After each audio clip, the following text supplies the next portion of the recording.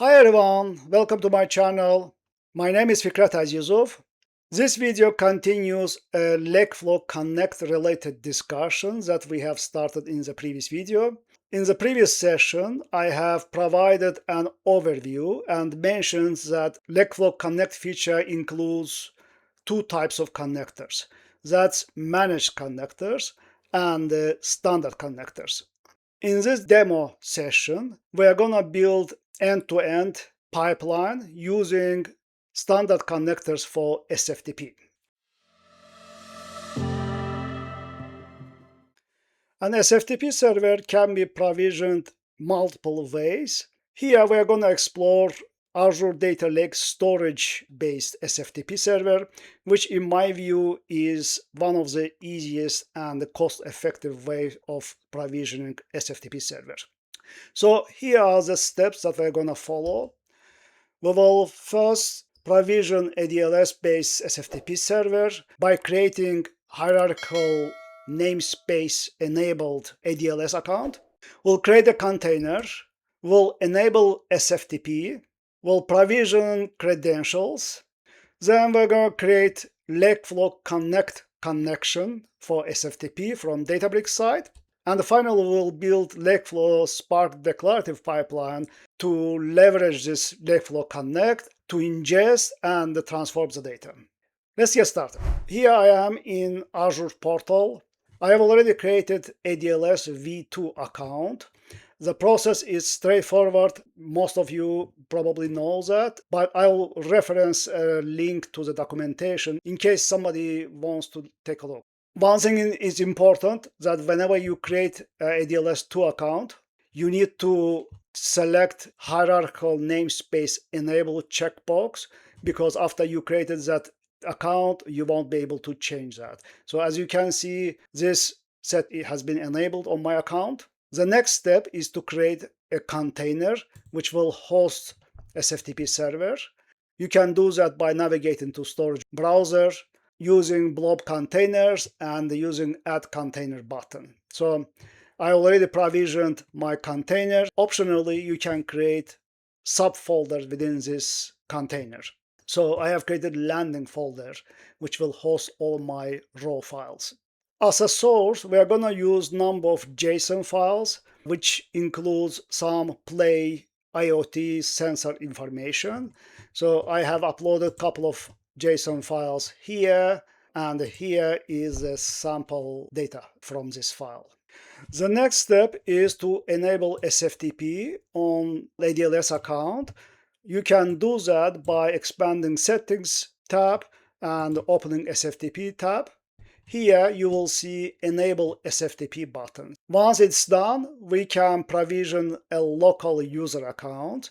And to do that, we're going to use Add Local User button. We'll assign the name. Then we have to choose one of these two authentication methods. So you can use either SSH password or SSH key pair.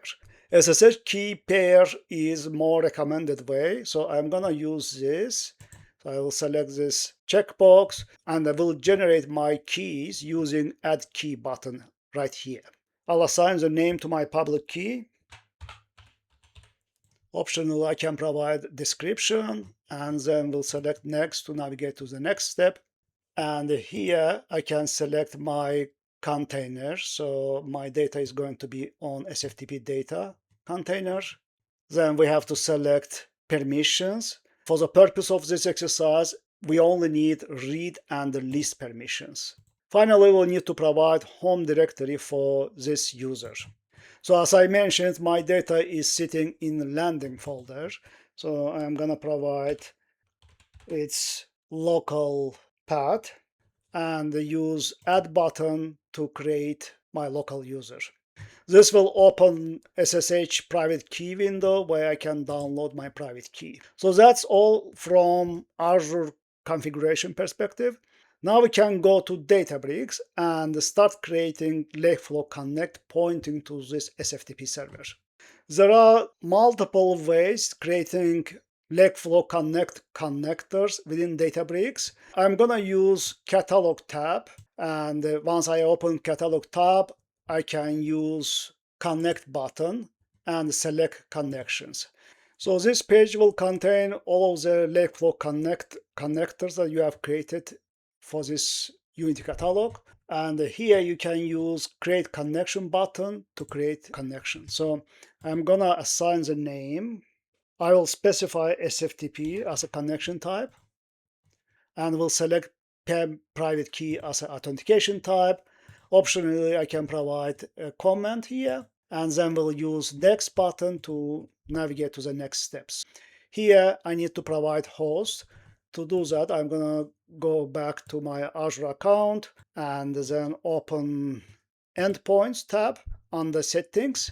And here I can use blob service endpoint using this copy button, come back and insert this. So one thing to notice here is that you need to remove the HTTP prefix for this host account as well as ending. Here we need to provide SFTP full user account name. I'm gonna go back to my ADLS, open SFTP, and we'll use copy button to copy connection string for the user accounts that I have created earlier. I'll paste it here. So the actual user name within this connection string is a part which is to the left of this add icon. So I'm going to remove anything to the right and will leave this as my user account. Next, I'm going to use next button. And here I'll need to copy the private key that I downloaded as part of my user account provisioning in the previous step. So paste it here. The enforce host key fingerprint checkbox is an optional. It will increase security of your connection, but I'm gonna uncheck it here just to keep it simple. And finally, I will use test and create connection. To test the connection, you need to have running serverless. So I already have my serverless warehouse running, so I'm going to use that and use test button. And with a bit of luck, you will get your connection established. So I'm going to use final create button. And here you go. My connection has been provisioned. All right, now that I have created my connection, I can go ahead and use that connection as part of either Lakeflow declarative pipeline or structured streaming pipeline. So I'm going to demonstrate how you can use it for declarative pipeline. For those who are not familiar with this feature, this is a relatively new pipeline development feature from Databricks, which significantly allows you to simplify data engineering related to ingestion and transformation within Databricks. I'll place a reference link to my Udemy course in the description of this video in case you would like to learn more about that. Okay, so to create a declarative pipeline, I'm going to navigate to the folder where I would like to create my project and use create button. Then I'll use ETL pipeline button. Then I'll name my pipeline and I will choose start with an empty file option. So that will create template folder where you can place your declarative pipeline code. So I already created my pipeline. I have included single Python script as part of my declarative pipeline. And within that, I am reading from SFTP and applying number of transformations. Let me walk you through the code. First of all, I have created multiple streaming tables here. So here's one table, and here's another, and the third one. So you can tell that it is streaming table by streaming APIs that I am using here. Another thing to notice here is that I am using autoloader to read from SFTP. So this is something new. Autoloader used to support only reading from storage account, but in this case I am reading from SFTP account. Another thing to notice here is that I am using connection string that I have created as part of my local user creation in my SFTP account. So I have slightly changed this connection string to adapt the formats that Databricks can ingest from. So as you can see, I have replaced HTTPS with SFTP prefix, and then I added port number at the end. My first streaming table simply reads the data without much transformation. And then I have streaming table for silver zone, where I change data types for a couple of columns like measurement value and event type. Finally, I use that silver table from second step and apply further aggregations. So in this case, I am calculating average measurement value for each office and the sensor. All right, let me run this pipeline. I'm gonna maximize execution graph. One of the beauties of Lakeflow declarative pipelines is that it takes care of orchestration between steps automatically. So as you can see, it has figured out relationship between different steps. And now I can also see visually how many records have been ingested into different tables. Now I'm gonna upload a few more files to my SFTP server and will rerun my pipeline. I'll navigate to my landing folder and use upload button to bring a few more files. Okay, I'll navigate back to my Databricks and rerun my declarative pipeline again. Okay, so my pipeline execution has completed. As you can see, this time pipeline has ingested these extra 3 rows. So in other words, it did not re-ingest the previously ingested rows. That's another beauty of Lakeflow declarative pipeline. You don't need to do much about incremental logic, so declarative pipeline will take care of that for you. So let's take a look at the data samples. I'm going to select my table.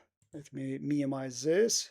And at the bottom of Lakeflow Declarative Pipeline Editor, I can see my data sample. So this is my bronze table. So the first table that receives the data. As you can see, data types are incorrect here. So let's go back to the table list and select the second table. So this is cleansed silver table. As you can see, measurement value as well as event type have been converted to right data types.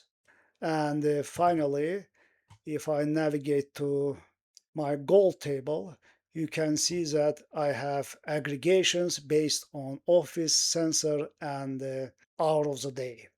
Before I wrap up, I'd like to bring something to your attention here.